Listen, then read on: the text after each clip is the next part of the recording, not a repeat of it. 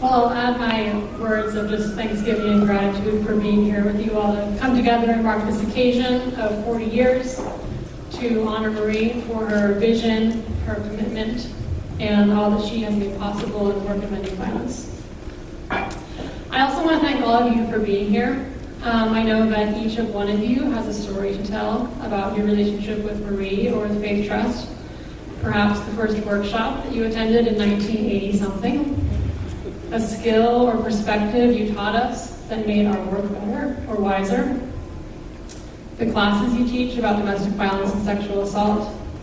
Or the moment when someone gave you Marie's book when you needed it most. However your path is crossed with Faith Trust, we thank you for being here and for your willingness to join us in this work of creating communities and relationships that are safe, just, and free of coercion and abuse. So as we take time to honor the 40 years and really take in all that has been accomplished, we also have the opportunity to take stock of where we are now, all of us, and pause for just this brief moment before taking our next steps, continuing this work as we are reminded every day, multiple times per day, is so very needed. So I'd like to tell you a little bit about my own engagement with religion and abuse, and some of the ways that I imagine the futures of this work. But first, a poem and a brief story. So I started at Faith Trust after Water in 2011, just a few days after completing a year-long internship at Water through the Loretto Volunteers. And a few weeks after I started, we had a staff retreat just to gather ourselves and kind of plan for the work ahead. And Marie read us Marge Pearson's poem, To Be Abused.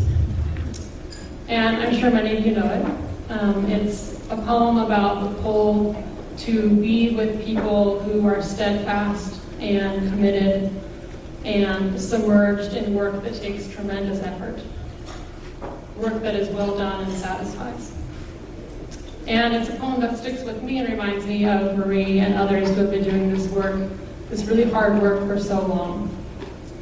In the second stanza, Marge Piercy writes, I love people who harness themselves, an ox to a heavy cart, who pull like water buffalo with massive patience, who strain in the mud and the muck to move things forward, who do what has to be done again and again. Working with and learning from Marie and being part of Faith Trust has given me so many examples of this massive patience and this willingness to do what has to be done again and again. Taking the long view, being steeped in so many stories of healing and justice and struggle, and having historical perspective really grounds me as I continue the work. And I think we can feel, all of us in this room, this collective energy of all these stories as we gather. So over the past 5 or 6 years, I've really focused my work in grad school, but also at Faith Trust, on the intersections of gender, race, and sexualized violence in Buddhism in the U.S. In large part, this has meant studying abuse by Buddhist teachers against their students. I focused in a particular way on Zen Buddhism in the U.S., but recent high publicity cases from other traditions, for example in the Tibetan tradition, remind us that this happens in all of our communities. The availability of quality resources that address these topics is growing, but it's small. There's a real need for resources that address the misuse of Buddhist concepts and teachings by abusive leaders, as well as a need for healing resources for victims that come out of the Buddhist tradition. And while I'm involved in this work to address misconduct and abuse, I am also involved in work that is ongoing and intricately related to understand how white supremacy, racism, and class operate in some of our predominantly white sanghas, where there can be a deep respect but also exoticization of Asian bodies and cultures on the one hand, and a devaluing or silencing of the experience and expertise of people of color and Asian American Buddhists on the other. There's always work to be done. In my quest to contribute to this work and bring to bear my Faith Trust background, my pastoral care and chaplaincy training, my Buddhist study and practice, I've found at least one slice of the future of faith trust. And I think there are many.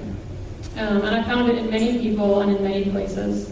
And I think this is one thing we know for sure, which is that this work has expanded and deepened and shifted and taken root in its own way in so many communities.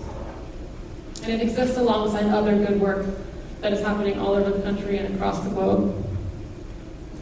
For example, I think of the people of color and LGBTQ meditation groups that I have participated in.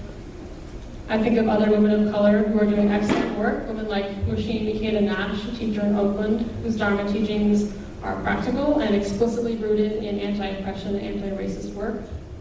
Or Wendy Agyoku Nakao, head abbot of Zen Center of Los Angeles, who has been instrumental in creating a community of transparency and trust after decades of abuse by a former teacher.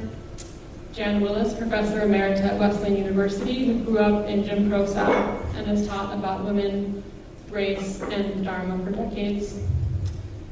Or my friend Wei-Hwan Kun-Kao, feminist Buddhist activist in Thailand, who has been leading workshops for many years on gender oppression, using the Four Noble Truths and the Eightfold Path as a model for understanding and addressing systemic injustice and systemic change.